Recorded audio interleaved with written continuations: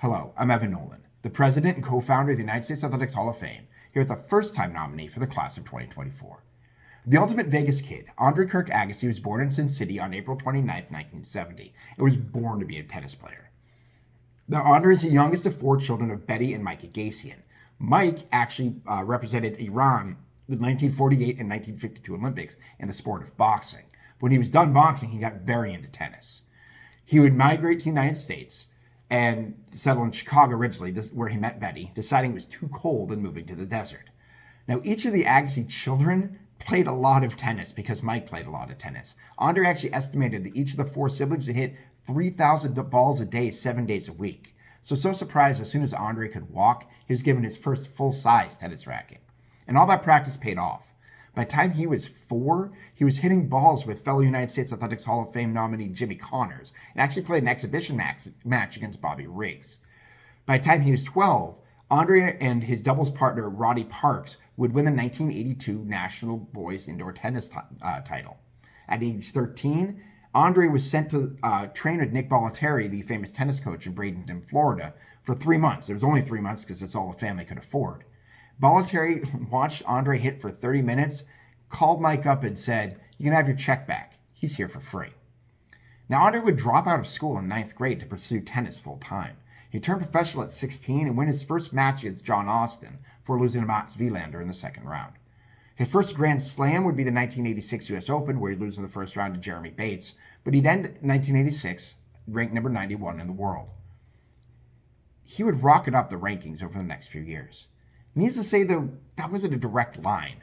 Brash and fearless as a player, Bollettieri actually described his playing style to that as a street fighter. He chafed against some of the traditionalism of the sport.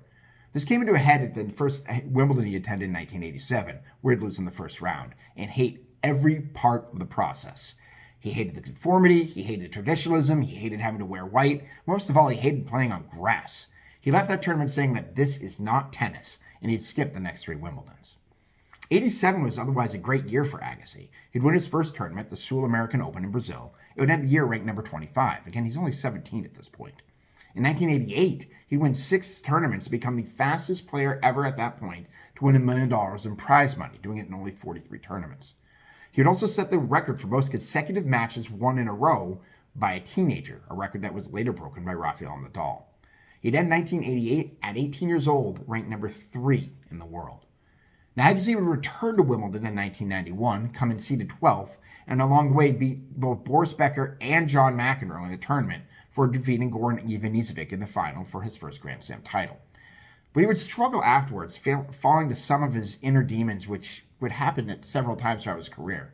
There's actually an iconic photo of him on the cover of Tennis magazine wearing Oakley sunglasses, and Agassi has admitted he was wearing them because he was so hungover. He didn't want people to see his red eyes. He was struggling with the sunlight. But his second Grand Slam wouldn't come until the 1994 U.S. Open, where Agassi would come in unranked and beat 5 seeded players, including the number 4 seed Michael Stich in the final. That made him the first unseeded male player to win a major in the Open era.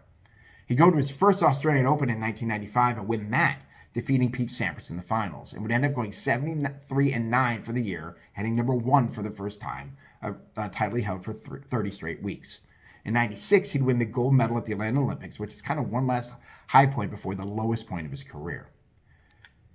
Now, Agassi would have a wrist injury in 1997, playing only 24 matches for the year and getting into crystal meth. He failed an ATP drug test and was basically told to clean up his act. He'd break up with partner Brooke Shields and fall all the way to number 141 in the rankings. It looked like his career was over, when in fact it had just hit the midway point. In 99, he'd win the French Open, becoming the 5th male tennis player and only the 2nd in the Open era to complete the career Grand Slam. He'd follow that by getting the Wimbledon finals, where he'd lose in straight sets to Pete Sampras, and then win the U.S. Open for the 2nd time, defeating Todd Martin in the final and ending the year at number 1. He'd follow that up with additional wins the Australian Open in 2000, 2001, and 2003, bringing his career Grand Slam titles to 8. Now, he'd retire after 2006 season, completing a 20-year odyssey of incredible highs and lows. In addition to his 8 Grand Slam titles, he'd win 60 tournaments overall, plus that gold medal in the 1996 Olympics. His brash style, heavy ground strokes, and rival with Pete Sampras would help raise the popularity of tennis worldwide in the 1990s. Sports Illustrated would rank him the number 7 male tennis player of all time in 2010 and be inducted to the International Tennis Hall of Fame in 2011. Can't be long till he's in ours as well. And you can vote for Andre Agassi or any of the other nominees to the United States Athletics Hall of Fame at www.theusahof.com. That's the United States Athletics Hall of Fame.com, just shortened. Voting will continue between now and December 1st. We close our polls, so vote as often as you like, as long as it's only once a day. I'll be back soon with another nominee, but until then, take care.